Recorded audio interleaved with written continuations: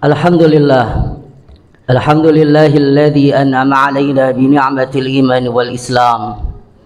Asyhadu an la ilaha illallah wahdahu la syarikalah wa asyhadu anna Muhammadan 'abduhu wa rasuluhu la nabiyya ba'dah.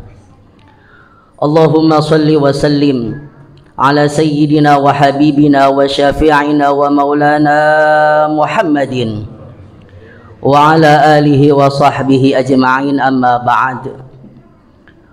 Usi nafsi bitaqwallah faqad fazal muttaqun. A'udzu billahi minasyaitonir rajim. Bismillahirrahmanirrahim. Ya ayyuhalladzina amanu ittaqullaha haqqa tuqatih wa la tamutunna illa wa antum muslimun. Wa qala aidan Bismillahirrahmanirrahim.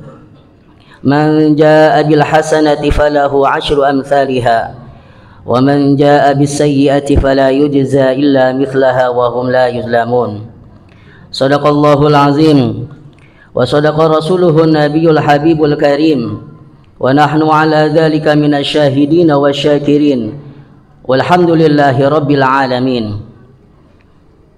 Pertama-tama marilah kita panjatkan puji serta syukur kita kehadirat Allah Subhanahu wa taala yang telah memberikan kita berbagai macam nikmat, terutama nikmat iman, Islam serta siha wal afiyah. Ada satu nikmat yang tidak pernah harus kita lupakan, yaitu nikmat taufik dan hidayah Allah. Karena tanpa taufik dan hidayah Allah, meskipun jasad kita dalam keadaan sehat, tanpa taufik dan hidayah Allah, maka akan terasa berat untuk melangkahkan kedua belah kaki kita ke tempat yang mulia ini, bahkan tidak melakukan satu kewajiban dikarenakan tidak adanya taufik dan hidayah Allah. Namun alhamdulillah, kita termasuk dari umat Rasulullah yang ditakdirkan hari ini dimudahkan untuk melakukan satu kewajiban kita, yakni menjalankan ibadah sholat Jum'ah, dikarenakan selain sehat jasmani kita, yaitu dimudahkan oleh Allah dengan taufik dan hidayahnya lah. Oleh karena kita berharap kepada Allah Subhanahu wa ta'ala, mudah-mudahan taufik dan hidayah tersebut selalu menyertai dalam kehidupan kita sehari-hari. Amin ya Allah ya Rabbal alamin. Salawat beriring salam marilah kita anugerahkan kepada baginda besar Nabi Muhammad sallallahu alaihi wasallam. Mudah-mudahan kita termasuk dari umat Rasulullah yang nanti di hari kiamat mendapatkan syafaat dari beliau. Amin amin ya Allah ya Rabbal alamin. Para hadirin hafizakumullah, sebelum khatib menyampaikan isi khutbah kali ini, khatib berwasiat khususnya buat khatib pribadi, umumnya buat kita semua, yakni marilah kita tingkatkan ketakwaan kita kepada Allah Subhanahu wa taala, yakni dengan menjalankan segala perintahnya dan menjauhi apa yang dilarangnya. Para hadirin hafizakumullah, di zaman Rasulullah sallallahu alaihi wasallam hiduplah seorang perempuan tua berkulit hitam yang menjelang akhir hayatnya hidupnya didedikasikan, diwakafkan untuk mengabdikan menjadi seorang merbot masjid. Kalau bahasa sekarang merbot, yaitu seseorang yang selalu membersihkan masjid tentang kesucian dan kotorannya. Di zaman Rasulullah ada perempuan tua berkulit hitam yang bernama Ummu Mahjan. Setiap hari pekerjaannya adalah membersihkan halaman Masjid Madinah. Setiap ranting dedaunan yang bergeletakan di atas tanah, di atas masjid, maka beliaulah yang membersihkannya. Satu ketika Rasulullah pernah menyampaikan kepada para sahabat, wahai sahabatku, jika Ummu Mahjan meninggal dunia, jangan lupa untuk memberitahukanku agar aku bisa melaksanakan satu kewajiban, yakni mensolatkan beliau sampai menghantarkan ke pemakaman terakhir. Beberapa hari kemudian, beberapa waktu kemudian Ummu Mahjan ternyata meninggal dunia.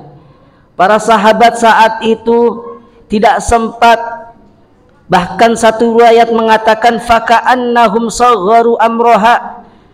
Para sahabat seakan-akan mengecilkan masalah tersebut, urusan tersebut, yaitu meninggalnya Ummu Mahjan. Para sahabat mengira Ummu Mahjan hanyalah seorang merbot, maka seakan-akan mereka melupakan amanah dari Rasulullah Shallallahu Alaihi Wasallam.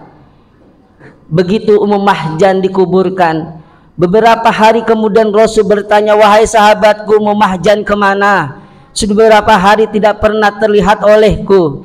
Maka sahabat menjawab, ya Rasul, Ummu Mahjan telah meninggal dunia. Ada rasa kecewa, ada rasa Rasulullah seperti tidak dianggap. Maka ketika itu juga Rasul berkata, wahai sahabatku, dulluni ala qabriha, tunjuki di mana kuburan Ummu Mahjan, wahai sahabatku. Rasul diantar oleh sahabat, begitu di depan kuburan Ummu Mahjan, maka Rasul melakukan sholat sunnah gaib, kemudian mendoakan Ummu Mahjan. Ketika itu juga Rasul berkata, inna hadhil kubur mamlu'atun zulmatun ala ahliha, sesungguhnya kuburan-kuburan yang berada di sini, penghuni kuburan yang berada di sini, di sekeliling kuburan Ummu Mahjan dalam keadaan gelap.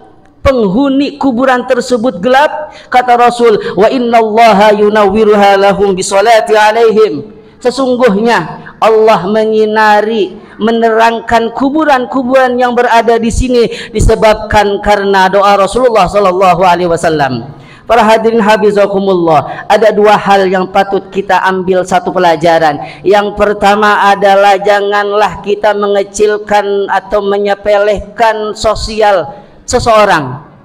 Ummu Mahjan secara sosial beliau adalah orang yang mungkin kurang begitu hebat secara pekerjaan. Namun coba kita lihat bagaimana Rasulullah memuliakan beliau, bahkan mensolatkan beliau, bahkan mendoakan beliau. Dan itu adalah harapan kita nanti satu saat diberikan satu syafaat dari Rasulullah SAW. Ummu Mahjan, orang yang dianggap kecil secara strata sosial, ternyata dimuliakan oleh Allah Subhanahu wa Ta'ala.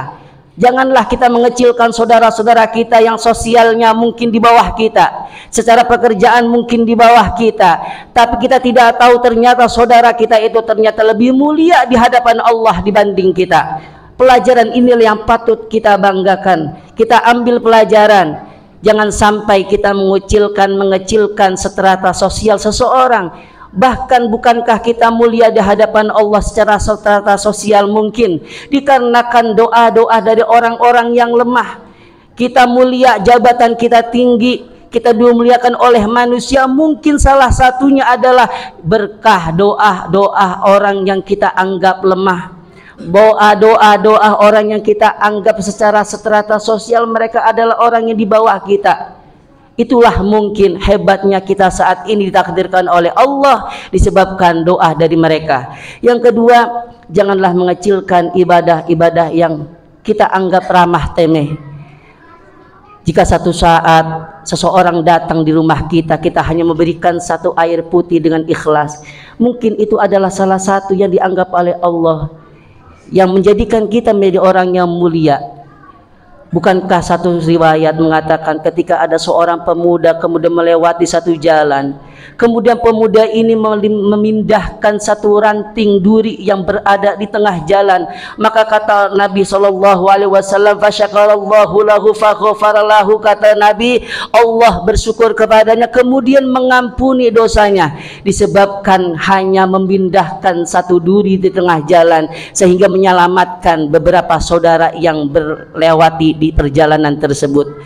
Para hadirin hafizakumullah, mungkin amalan-amalannya pernah kita anggap ramah temeh, itu yang menghantarkan kita, menjadikan kita orang yang mulia di hadapan Allah Subhanahu wa Ta'ala. Para hadirin hafizakumullah, itulah yang dapat kami sampaikan. Mudah-mudahan bermanfaat buat kita semua. Amalan-amalan kecil yang pernah kita lakukan itu hanyalah sebagai stimulus kehidupan kita, sebagai rangsangan hidup bahwa amalan kecil tersebut ternyata bisa dengan keikhlasan yang luar biasa mampu menghantarkan kita orang yang mulia di hadapan Allah Subhanahu wa Ta'ala. Dan semenjak hari ini mudah-mudahan kita selalu menghormati orang-orang yang mungkin hidupnya di bawah kehidupan kita, dan mulai saat ini mudah-mudahan kita melakukan amalan-amalan yang kecil sampai amalan-amalan yang mungkin kita anggap besar. Para hadirin hafizakumullah, mudah-mudahan bermanfaat. Barakallahu li wa lakum fil Qur'anil azim, wa nafa'ani wa iyyakum bima fihi minal ayati wal dzikril hakim,